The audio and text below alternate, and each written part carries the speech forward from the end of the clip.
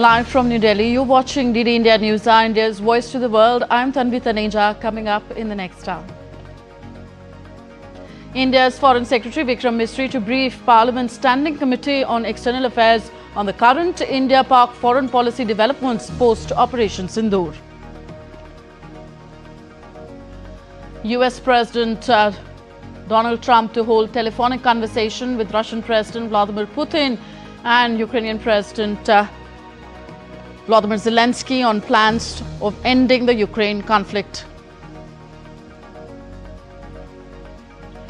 Iranian Foreign Minister reaffirms Tehran's unwavering stance on its right to enrich uranium, says Iran to keep enriching uranium with or without a deal. Former US President Joe Biden diagnosed with aggressive form of prostate cancer, wishes pouring in for a fast and successful recovery. And in sports, Carlos Alcaraz routs rival Yannick Sinner to win the Italian Open in Rome a week ahead of French Open.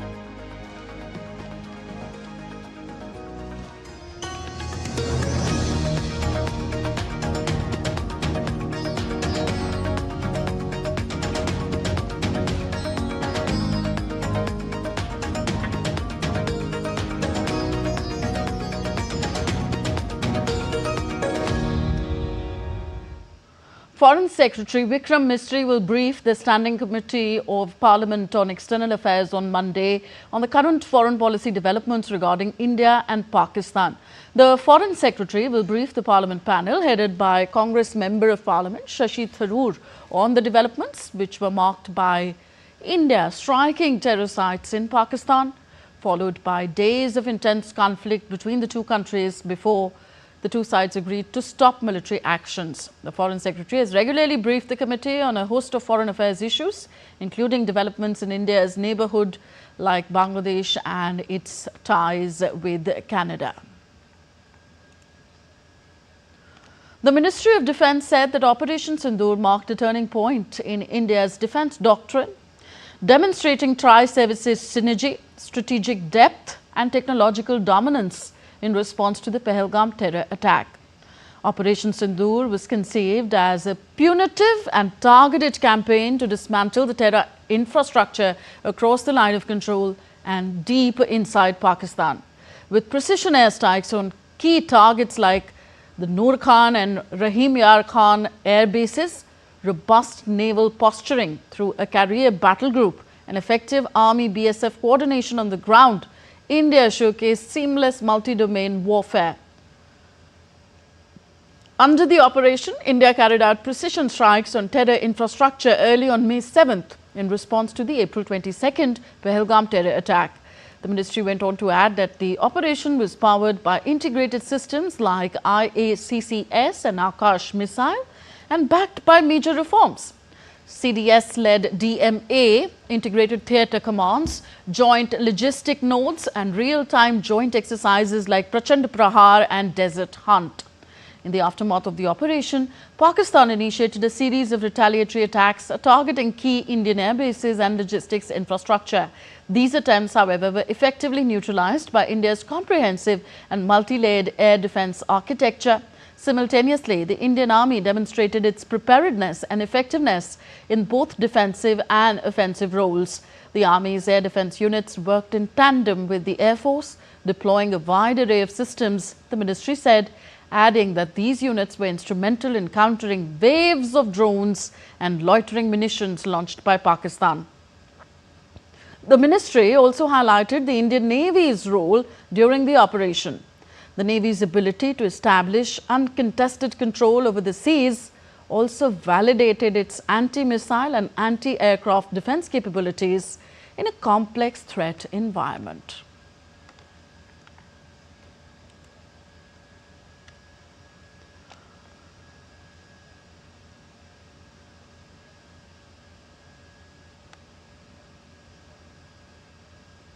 The anti-terrorist squad of North Indian state of Uttar Pradesh arrested a suspected Pakistani spy for allegedly working for Pakistan's intelligence agency and engaging in cross-border smuggling from Moradabad. According to UP ATS, anti-terrorism squad officials, credible information was received indicating that a man operating along the India-Pakistan border was involved in smuggling activities and was being supported by Pakistani intelligence operatives. Upon further investigation, ATS identified the suspect as Shehzad Wahab, a resident of Rampur district. The ATS said that Shehzad had travelled frequently to Pakistan over the past several years and used these trips to illegally transport goods, including cosmetics, spices, clothing and other items across the border. The officer added that Shehzad shared classified information with ISI agents and also facilitated financial transactions for Pakistani handlers operating in India. Moreover, Shehzad is suspected of recruiting individuals from UP, sending them to Pakistan under the pretext of smuggling or employment, with the ultimate aim of assisting the ISI. Based on the collected evidence, the ATS registered an FIR at the ATS police station in Lucknow under relevant sections of the Bharatiya Nyaya Sanhita, including charges related to espionage and national security. He was presented before a competent court and further legal proceedings are underway.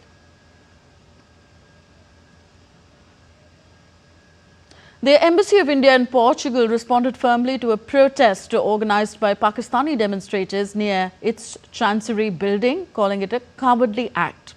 In a bold move, the Indian mission posted pictures of Operation Sindoor in retaliation. The pictures read, "Operation Sindoor is not over yet." Indian ambassador to Portugal, Puneet Roy Kundal, and other Indian diplomats stood proudly with large images of the operation as Pakistani protesters carried pictures of Pakistan's army chief Munir. The Indian embassy also expressed gratitude to the government of Portugal and local police for ensuring the safety and security of the embassy. India reaffirmed that such provocations would not intimidate the nation and that its resolve towards fighting terrorism remains unshaken.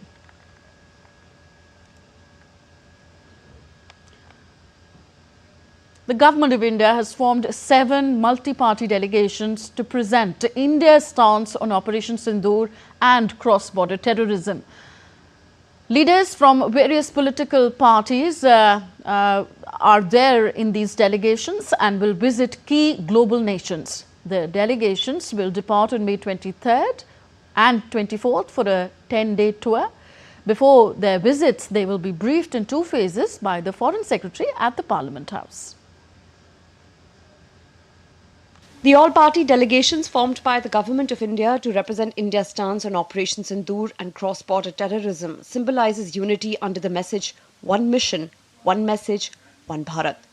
Their goal is to convey India's collective resolve against terrorism to key international partners. बाहर diplomatic सफारती कोशिशें करना बहुत अच्छी बात है, यही है क्योंकि जंग का ज़माना चला गया, आज डिप्लोमेटिक मेजर्स की बात है, डिप्लोमेटिक इनिशिएटिव्स की बात है. I appreciate all the MPs as unitedly they have raised their voice. They have told we are not representing the party, we are representing my country. And our Honorable Prime Minister, we thank our Honorable Prime Minister for forming such MP delegation to go to each and every country. An all-party delegation led by BJP leader Bajrang Panda will visit countries including Saudi Arabia, Kuwait, Bahrain and Algeria. Besides Bajrang Panda, the delegation includes BJP MPs Nishikant Dubey, Phangnon Konyak, Rekha Sharma, AIMIM MP Asauddin Owaisi, Ghulam Nabi Azad, among others. The second all-party delegation led by BJP leader Ravi Shankar Prasad will visit the UK, France, Germany, the EU, Italy and Denmark. TDP MP Dr. Duggapati Purandaswari, Shiv Sena UBT MP Priyanka Chaturvedi, among others, will be part of the delegation. The third all-party delegation led by JDU MP Sanjay Kumar Jha will visit Indonesia, Malaysia, the Republic of Korea, Japan and Singapore. BJP MPs Aparajita Sarangi, Brij Lal, Pradhan Barua, Hemang Joshi, AITC MP Yusuf Pathan and others will also be part of the delegation. The fourth all-party delegation led by Shiv Sena MP Shrikant Eknath Shinde will visit UAE, Liberia and the Democratic Republic of Congo and Sierra Leone. BJP MPs Basuri Swaraj, former MP SS Ahluwalia and others will also be part of this delegation. The fifth all-party delegation led by Congress leader Shashi Tharoor will visit the United States of America, Panama, Guyana, Brazil and Colombia. The delegation includes LJP MP Shambhavi Chaudhary, BJP MP Tejasvi Surya and others. The sixth all-party delegation led by DMK MP Kannimoyi Karunanidhi will visit Spain, Greece, Slovenia, Latvia and Russia. The delegations include SP MP Rajiv Rai, NC MP Mia Altaf Ahmed, BJP MP Brijesh Chauta and others. The seventh all-party delegation led by NCP SCP MP Supriya Sule will visit Egypt, Qatar, Ethiopia and South Africa. The delegation includes BJP MPs Rajiv Pratap Rudy, Anurag Singh Thakur, Congress MP Manish Tiwari and others. The leaders and members of the delegations have expressed their gratitude to the government for the opportunity to represent the nation globally and convey the message on fighting terrorism. Rabindra Chauhan's report for DD India. Now, the spirit of patriotism is sweeping across India as the 11-day-long Tiranga Yatra continues to stir hearts and unite citizens in honour of India's brave defence forces. As part of the nationwide campaign to celebrate the success of Operation Sindoor and the valour of the Indian armed forces, residents of Indian port city of Visakhapatnam took out the Tiranga Yatra on Sunday. People from all walks of society took part in the Tiranga rally and expressed their gratitude to the armed forces.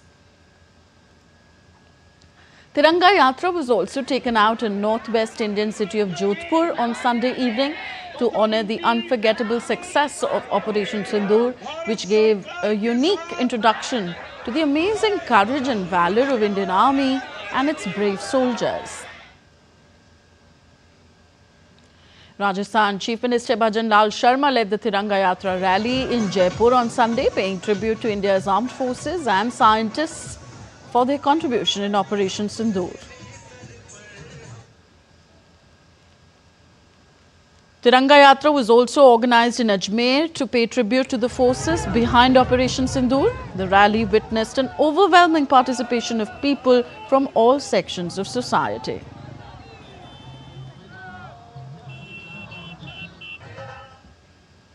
And talking of Pakistan now, the International Monetary Fund IMF has imposed 11 more conditions on Pakistan, raising the total to 50 for the next bailout tranche. Next demands include parliamentary approval of a 17.6 trillion rupee budget, higher debt servicing charges on electricity bills, and lifting restrictions on importing used cars over 3 years old. The staff-level IMF report warns that rising India-Pakistan tensions could further threaten the programme's fiscal, external and reform objectives. Now, in a major breakthrough for security forces in Jammu and Kashmir, 2 suspected individuals were caught with weapons and explosives during a checkpoint operation in Shopian district. The suspects were nabbed by a team comprising the Special Operations Group Shopian, CRPF's 178 Battalion and 34 Rashtriya Rifles. Following the recovery, an FIR was registered under the relevant sections of the law and an investigation is now in progress to find out more about the suspects and their intentions.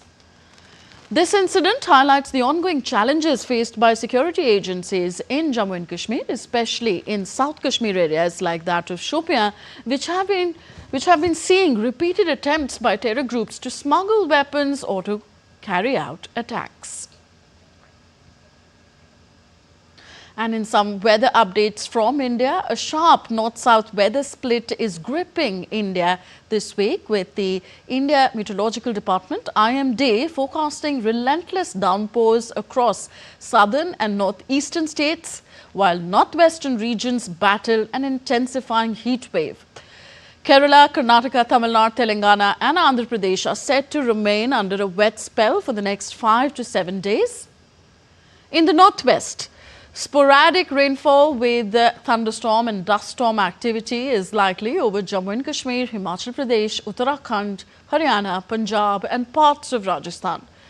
The heat wave conditions are expected to persist over West Rajasthan till May 23rd. In Uttar Pradesh and North Madhya Pradesh, heat wave is expected to remain for 2 days. For Delhi and the National Capital Region, partly cloudy skies with light rain and thunderstorms accompanied by gusty winds reaching 50 km per hour are expected till May the 20th. Temperatures will range between 38 degrees Celsius and 43 degrees Celsius, with maximum temperatures remaining slightly above normal initially. Following the subsequent decrease in the air pollution levels, the Commission for Air Quality Management revoked the Stage 1 measures of the Graded Response Action Plan (GRAP) across the entire National Capital Region on Sunday. This comes 2 days after the CAQM had enforced Stage 1 measures of the Graded Response Action Plan across the NCR in response to the sudden spike in air pollution levels. And we are now joined by our correspondents. Tapas Bhattacharya joins us from New Delhi and Lakshya Arya joining us from Jaipur. First to you, Tapas. If we talk particularly about India's northwest, we are seeing sporadic rainfall with thunderstorms and dust storms. Are these conditions likely to continue over some time? Well, yes.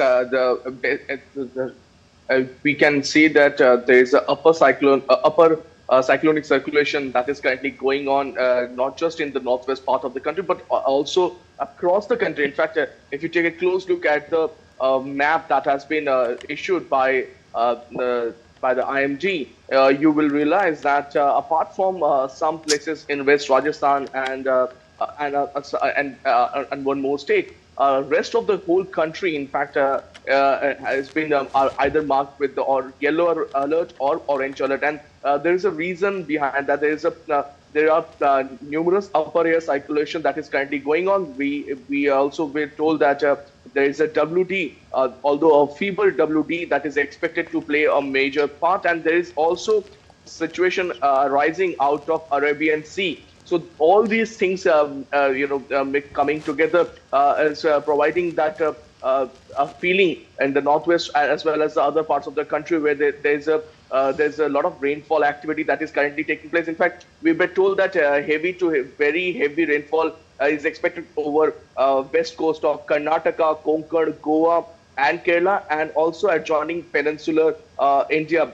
And also we were told that heavy to very heavy rainfall activity along with thunderstorm and lightning is expected over northeast India and over the Himalayan region, sub-Himalayan region, West Bengal, Sikkim, also in the next 4 to 5 days. And there is a reason, as I said, there is a upper air cyclonic circulation that is currently over east central Arabian Sea of Karnataka, which we expect that will turn into a cyclone in the next few days. And till the time that doesn't happen, till the time that cyclonic circulation doesn't happen over Arabian Sea and a cyclone that, after that, this kind of weather update will continue. And once that cyclone or low pressure area forms over Arabian Sea, which we expect to go all the way towards north of Maharashtra and Gujarat, the area, the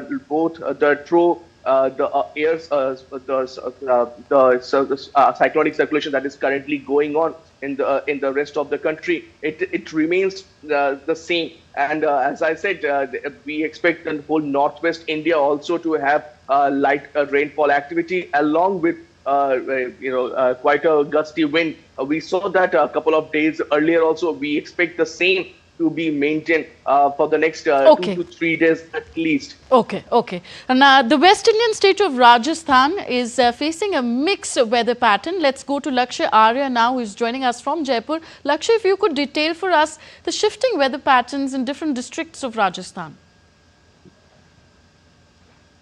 Well said, absolutely. You can see that behind me, the day has just started and sun is right scoring in the Jaipur. So on the hand, where the sun is scoring right in the Jaipur, on the same hand, there is a strong wind and gusty winds has been observed from past few days in the Rajasthan. Likely in some of the districts where the change in the weather has been observed, while in another district of the Bikaner, Jodhpur, and some districts of Sheikhout. These are the positive has been issued by the IMD. So while on the same parallelly on the same week when some districts are facing high alerts for the heat wave, while some districts are receiving some of the breeze and the rainfall, right? So till the 20th of June, there's no relief for the Rajasthan. So monsoon is expected to reach Rajasthan something around in 25th June. But currently, right, across the Rajasthan, in many of the districts has been under the heat wave, has been regulations regarding the heat wave. The local administration is taking charge of help the people for the heat waves and for the rising temperature. The green shades have been observed across the capital in the Jaipur on the flights. And the JDA has installed the green shades for the sake of passengers and the people traveling in the daytime. So if you can see behind me, the sun is soaring. Yes. In major districts of the Rajasthan, the temperature is around 40 degrees Celsius. So while yesterday some districts of Rajasthan, including Sriganganagar, and some districts of the southern Rajasthan received some of the breeze and some of the showers. So it's probably that this heat wave and the cooling temperature will continue for next. Okay, thank you, Lakshya Arya, joining us from Jaipur, and Tapas Bhattacharya on giving us an overall outlook for the weather in the days ahead. Thank you very much. We're heading for a short break here on DD India News Hour. A lot of news and updates continue on the other side. Stay with us.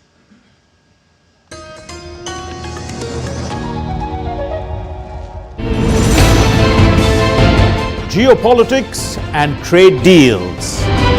Economic challenges amid development. Hard work and the path to prosperity. It's the economy always. Between walkers, money is what money does and says. Supply creates its own demand. Between the bulls pulls and bears tears. When supply chains globalization and India rises to the podium, we'll get you centered with the Economic Brief at 8 p.m. every Thursday on DD India. Welcome back. You're watching DD India News Hour. I'm Tanvi Taneja. External Affairs Minister Dr. S. Jaishankar will embark on a 6-day visit to the Netherlands, Denmark and Germany beginning Monday. During his visit, the minister is expected to meet the leadership of these 3 countries. External Affairs Minister Jaishankar will start his 6-day European countries visit from May 19th and will hold discussions on the entire gamut of bilateral relations and issues of regional and global mutual interest. Jaishankar's Germany visit aligns with Friedrich Merz's new role as Federal Chancellor, signalling continued commitment to India-Germany strategic partnership. During his visit, the minister is expected to highlight Pakistan's relentless support for cross-border terrorism in his engagements in these 3 European nations. Next, in a historic achievement, the National Cadet Corps or NCC expedition team successfully scaled the highest mountain peak in the world, Mount Everest, on Sunday. The team, consisting of 10 young cadets, 5 boys and 5 girls, braved extreme weather to hoist the Indian tricolour and the NCC flag atop the world's highest peak. After rigorous training at Siachen Base Camp, the climbers demonstrated remarkable fitness and discipline during their ascent. Flagged off by Defence Minister Rajnath Singh, this marks NCC's 3rd Everest expedition following previous successful missions in 2013 and 2016. Next, updates on the Russia-Ukraine conflict. US President Donald Trump will speak with Russian President Vladimir Putin, followed by Ukrainian President Volodymyr Zelensky and NATO leaders to push for a ceasefire deal between Russia and Ukraine. Concluding their meeting in Turkey's Istanbul on Friday, delegations of Russia and Ukraine agreed to hold a new round of negotiations and have a large-scale prisoner exchange. As a key outcome of the 2-hour talks, the 2 sides agreed for a prisoner exchange involving 1,000 people from each side. Earlier on Thursday, Ukrainian President Volodymyr Zelensky said that a Ukrainian delegation would attend the upcoming peace talks in Istanbul with a commitment to ending the conflict with Russia, though he would not personally show up at the negotiating table. So this phone call of Trump with both the leaders expected today.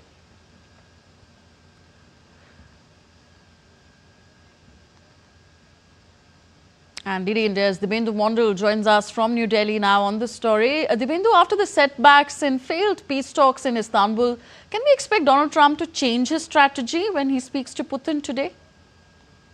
Tanvi, Donald Trump has for long been trying to negotiate or broker this deal between Ukraine and Russia. But his earlier attempts have failed. But this time around, both Putin as well as Zelensky both have agreed to speak. And Trump will be negotiating this deal, hopefully that, this deal would go through. But of course, as the strategy when it comes to dealing with two big leaders of the world, one on the other side being Donald Trump and the other being Putin from Russia. It is a tough negotiation. Both are hard negotiators. So therefore, it is expected for the world to see how this deal goes through. And Trump has for long been wanting that Russia and Ukraine calls for an end to this war that has been going on for over 3 years now. So therefore, today's, in fact, each one of us across the world will be keeping a close watch as to what happens during that call. Of course, preparations are on. Donald Trump could perhaps change his strategy. It is, of course, up to Trump to decide what strategy he will be taking. But, what reports suggest is that both the Secretary of State, Marco Rubio from the United States, as well as his counterpart in Russia, have held talks before the two leaders do talk. And of course, there have been negotiations in the change of strategy between Trump and Russia's Putin. So therefore, it is going to be a tough negotiation for both the leaders, wherein each one of them is not ready to budge.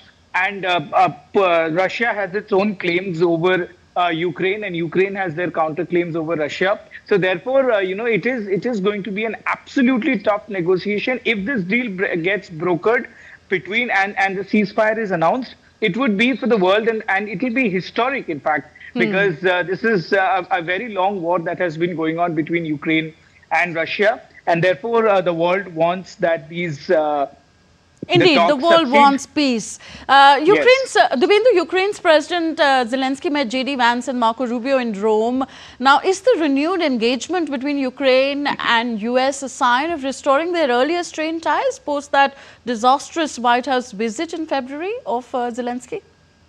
Well, Tanvi, absolutely. We had all seen the disastrous, visit when J.D. Vance, Donald Trump and Zelensky had that blow off at White House. Post that, the European Union leaders tried to convince Zelensky as well as Trump to have a talk. And on the sidelines of the funeral of Pope, we did see that Trump and Zelensky did have a meeting at the Vatican City. And ever since then, the deals are trying to be brokered. And Zelensky had been talking to Trump as well as the other leaders, other NATO leaders. And of course, there is an unconditional ceasefire that the Ukraine has demanded, and that Trump is expected to broker. That a 30 days unconditional ceasefire is announced on the Ukraine and Russia war.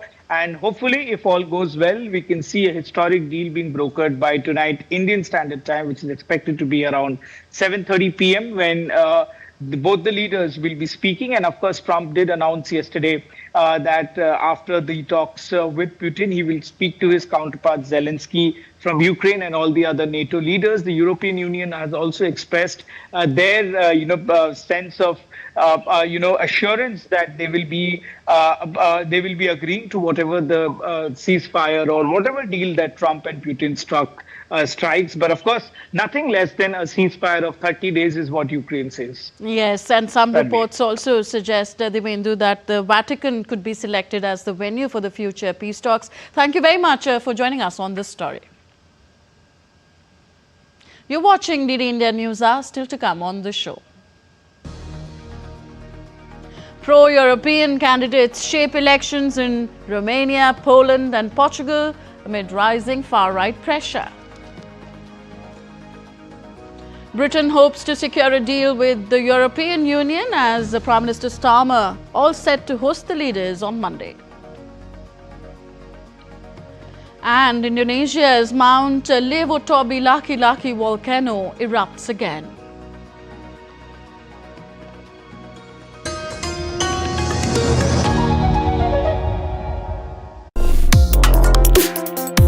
Complex issues, hidden agendas, twists and turns, strategic games. We think all dots are linked. We just need to connect them. Join me every week as I connect the dots to unravel hidden designs in statecraft, mysteries, and decode issues that matter to you. Watch Connecting the Dots with me at these times on DD India.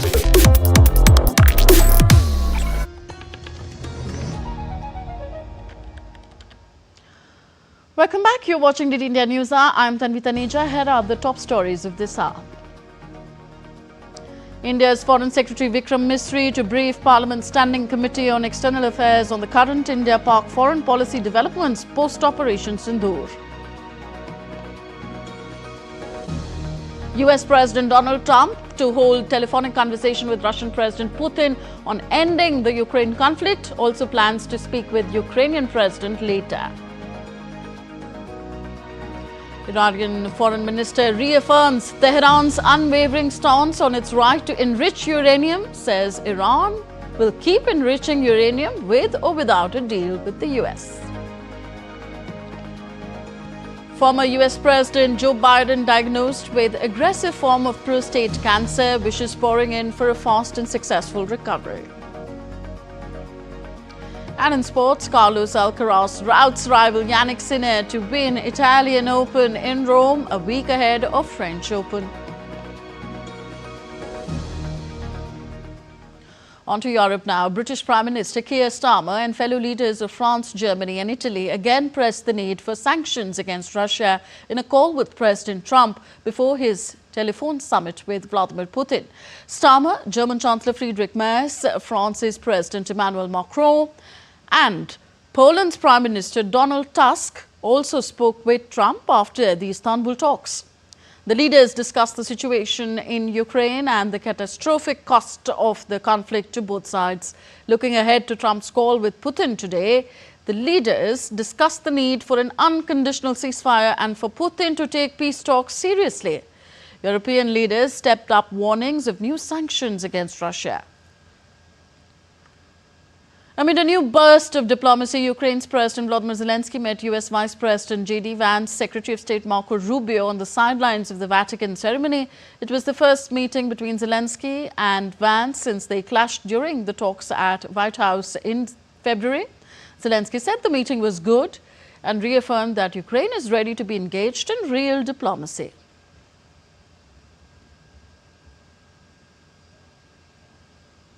Now, the European Union is seeking a defence partnership with Australia as the bloc looks to forge a united international response to the conflict in Ukraine and other global crises.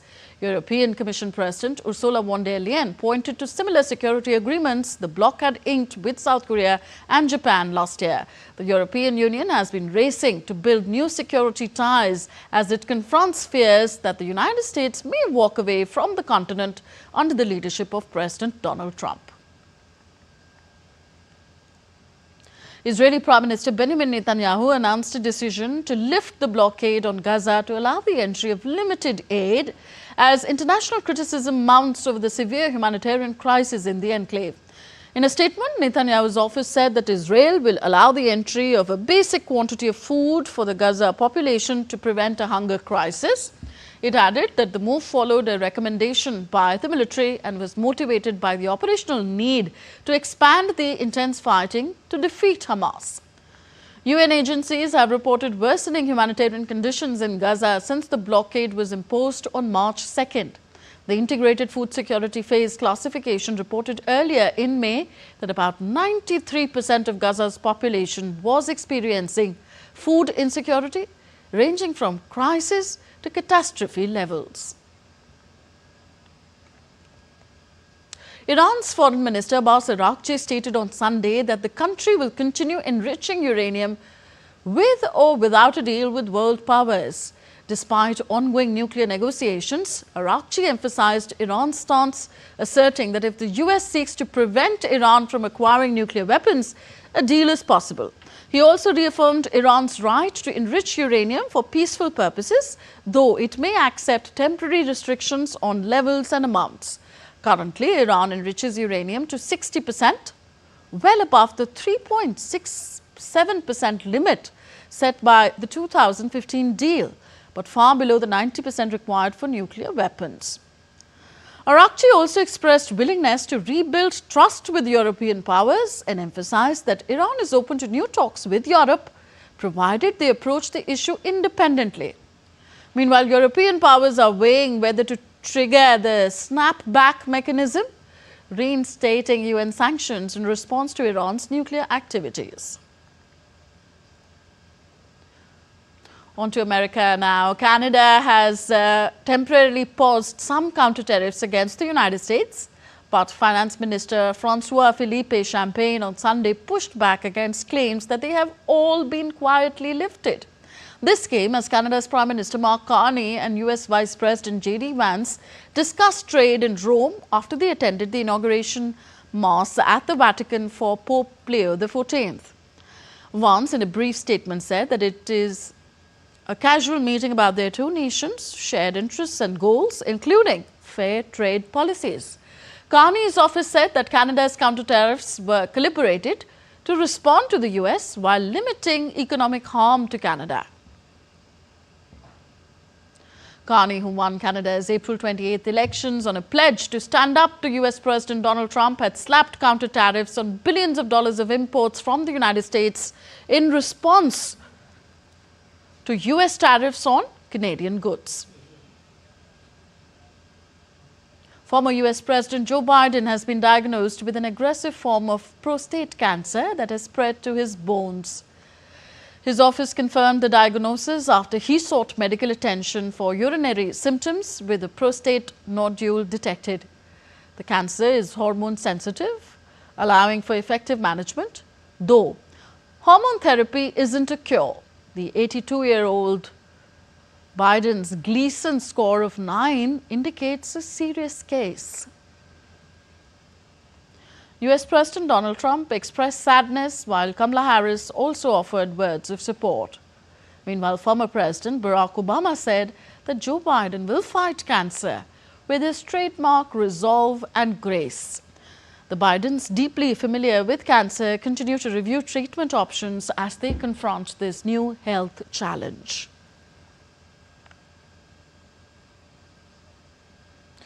On to election updates from Europe now. Portugal's incumbent centre-right party won most seats in the country's third general election in 3 years on Sunday, but again fell short of a parliamentary majority.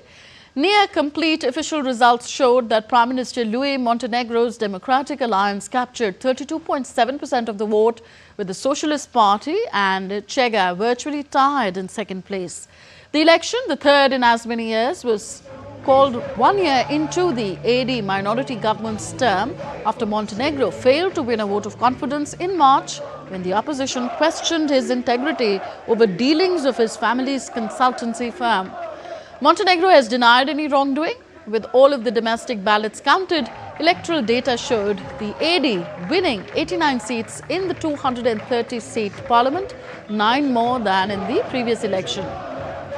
The Socialists obtained just about 50,000 votes more than Chega and fell to 58 seats from 78. Socialist leader Pedro Nuno Santos said that he would step down. Now, in a setback for Europe's surging nationalist forces, Nicosar Dan, a centrist mayor and former mathematics professor, on Sunday won the presidential election in Romania. Nicosar Dan defeated a hard-right candidate, George Simeon, who is aligned with President Trump and has opposed military aid for Ukraine. With more than 98% of ballots counted, preliminary official results gave 54% of the vote in the presidential runoff to Dan. His opponent, George Simeon, who had been widely seen as the frontrunner, drew only 46% of the vote. Simeon concedes defeat to his opponent Dan. This ballot came 5 months after Romania's constitutional court annulled an election over allegations of Russian interference and a massive social media promotion of the far-right frontrunner who was not allowed to stand again.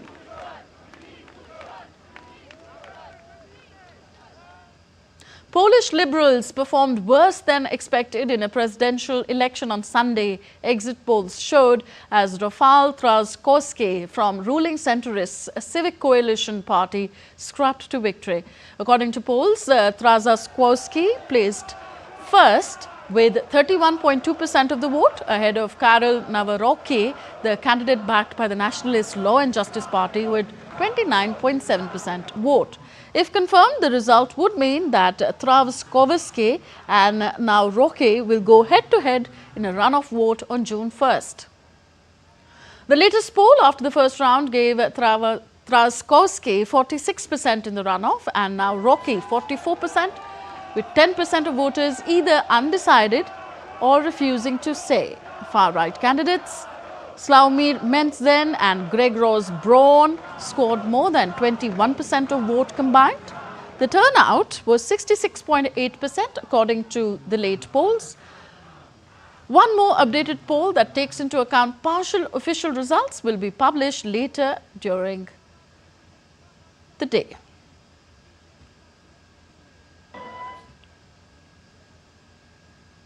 Tens of thousands of demonstrators packed Budapest Kossuth Square in front of Parliament to protest against a planned law that would allow the government to sanction NGOs and media it deemed a threat to Hungary's sovereignty.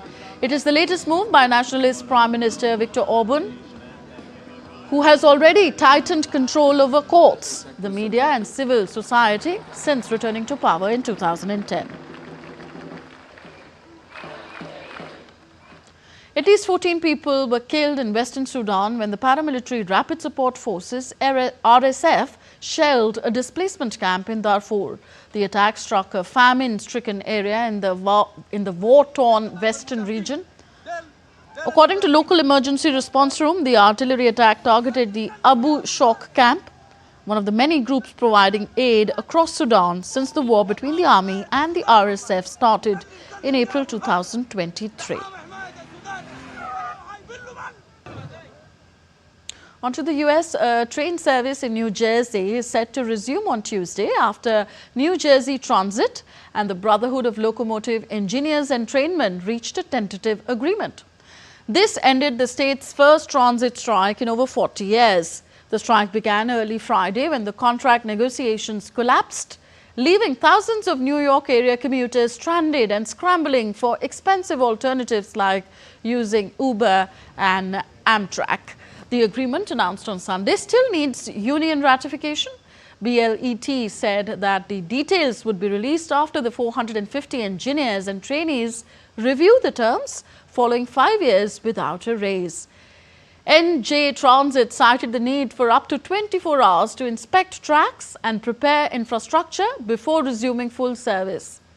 Both sides appear hopeful that the deal marks a step towards resolving the long-running pay dispute. In France, a major air traffic control failure at the Paris-Orly airport led to hundreds of flight cancellations and delays. The disruptions are expected to continue on Monday as well. Due to this, around 130 flights were cancelled, leaving thousands of passengers to scramble for alternative routes. As a result, France's Civil Aviation Authority has asked airlines to reduce flights by 40%. Back to Asia, Indonesia's Mount Lewatobi Laki-Laki on the tourist island of Flores erupted again, spewing thick ash up to 6,000 meters above its peak. Mount Lewatobi dazzled observers with a spectacular display of volcanic activity as fiery lava fountains and glowing ash clouds. Authorities had raised its alert status to the highest level after the 1,703-meter twin-peaked volcano erupted for 11 minutes on March 20th, forcing thousands of locals to evacuate. Indonesia, a vast archipelago nation, experiences frequent seismic and volcanic activity due to its position on the Pacific Ring of Fire. You're watching DD India News Hour, still to come on the show. Microsoft to unveil its latest tools for developers building AI systems. The tech giant wants AI agents to work together and remember things. In Indian Premier League cricket, Gujarat, Punjab and Bangalore seal their playoffs spot. And Sporting Lisbon celebrates winning the Portuguese league title.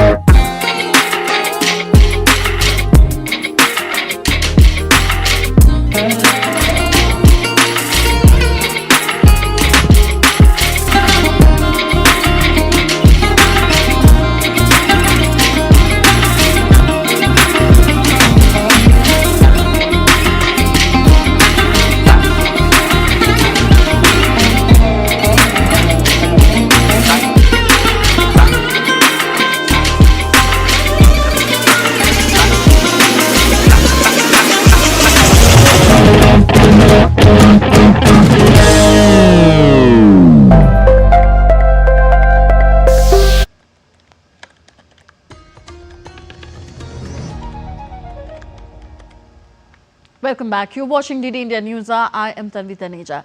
Some business news now. Microsoft is envisioning a future where any company's artificial intelligence agents can work together with agents from other firms and have better memories of their interactions. Microsoft is holding its Build conference in Seattle on May 19th, where analysts expect the company to unveil its latest tools for developers building AI systems. But making an AI agent's memory better costs a lot of money because it requires more computing power. Microsoft is focusing on a new approach called structured retrieval augmentation, where an agent extracts short bits of each turn in a conversation with a user, creating a roadmap to what was discussed. The US dollar trimmed a 4-week gain in early Asian trade as markets digested a surprise downgrade of the US government's credit rating, and lingering trade frictions also weighed on sentiment. The greenback advanced 0.6% against major counterparts last week after a temporary trade truce between the United States and China eased fears of a global recession. But economic data pointed to rising import prices and waning consumer confidence. Moody's cut America's top sovereign credit rating by 1 notch on Friday, the last of the major ratings agencies to downgrade the country, citing concerns about the nation's growing $36 trillion debt pile. While the Australian dollar edged up 0.1% after 3 days of losses, markets have priced in a certainty for quarter-point cut in the Reserve Bank of Australia's 4.1% cash rate on Tuesday.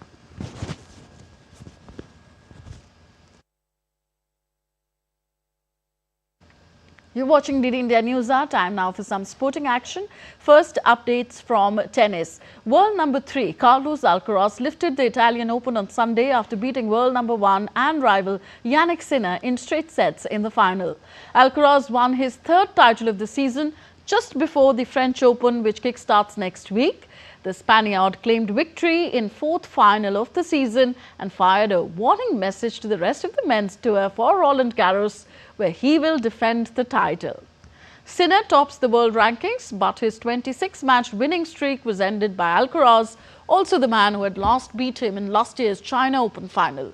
Alcaraz is the only man to beat Sinner in a tour final since the start of 2024, when his Italian rival began his rise to the top of men's tennis and 3 Grand Slam titles. And in the IPL, the playoff spots have been fixed. Gujarat Titans qualified for the playoffs after beating Delhi Capitals by 10 wickets at the Arun Jaitley Stadium on Sunday. Titans' win also sealed Royal Challengers Bengaluru and Punjab Kings qualification for the last four stage. Batting first, Delhi scored 199 for 3 on the back of KL Rahul's unbeaten 112 of 65 balls. In reply, openers Sai Sudarshan and Shubman Gill scripted an incredible run chase without losing a wicket. Sudarshan hammered his second ton in IPL, while Gill scored 93 runs to make light work of the target. Delhi Capitals, meanwhile, must win both of their remaining matches and rely on other results to stand a chance of qualifying for the knockout stage. Earlier, Punjab Kings defeated Rajasthan Royals by 10 runs in Jaipur. Batting first, Punjab Kings posted 219 runs for the loss of 5 wickets, courtesy of 50s by Nihal Vadhera and Shashank Singh. Vadhera struck 70 runs of 37 balls, while Shashank remained unbeaten on 59. In reply, Rajasthan Royals openers Yashasvi Jaiswal and Vaibhav Suryavanshi gave the home side a fiery start, scoring 76 runs in 4.5 overs. But once Suryavanshi was dismissed by Harpreet Brar in the 5th over, wickets started tumbling at regular intervals and Royals could manage 219 runs for the loss of 7 wickets at the end.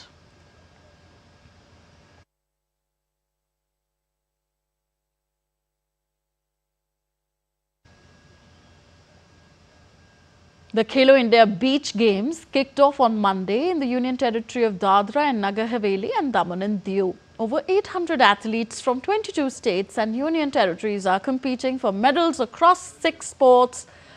These sports are beach soccer, pencastilit, sepak takraw, beach kabaddi, beach volleyball and open water swimming. Pencastilit, a type of martial arts sport, will see the highest participation with 22 teams set to gun for glory. The tournament will run from 19th to 24th of May. India's Sports Minister Mansukh Mandavia on Sunday announced the broadening of the Khelo India initiative. He announced the introduction of multiple games to cover school sports, martial arts, beach and water sports from this year onwards. The minister said that the government will soon introduce a series of Khelo India Games and other competitions, including Khelo India Northeast Games. The aim is to strengthen India's sporting ecosystem, provide strategic year-round schedule to boost grassroots competitions and talent identification. He also launched Khelo India annual calendar. Massimo Stano of Italy broke the men's 35-kilometer race walk world record with a time of 2 hours, 20 minutes and 43 seconds at the European Race Walking Team Championship in the Czech Republic on Sunday. Stano, who won gold in men's 20-kilometer race walk at the Tokyo Olympics and finished 4th at the Paris Games, broke Ivan Dunphy's record by 57 seconds in Port Brady town. The 33-year-old also won gold in 35-kilometer race walk at the 2022 World Athletics Championships and helped Italy win gold at the 2023 European Race Walking Team Championships.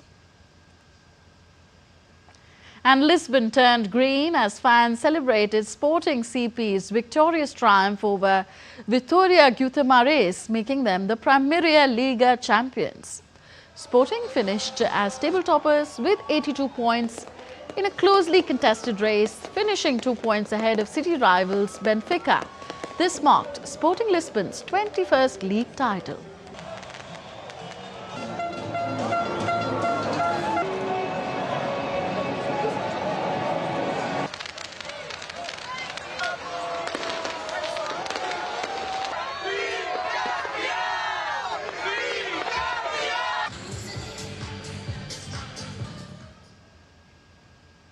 Lisbon turning green there. That's all for this edition of DD India News Hour. Do let us know your thoughts on the news of the day. Connect with us on our different social media handles at DD India Live, and you can also download our DD India mobile app for quick news and updates on the go. We'll be back with more news as it breaks here on DD India. I'm Tanvi Taneja from all of us here in New Delhi. Thank you for watching. Namaskar.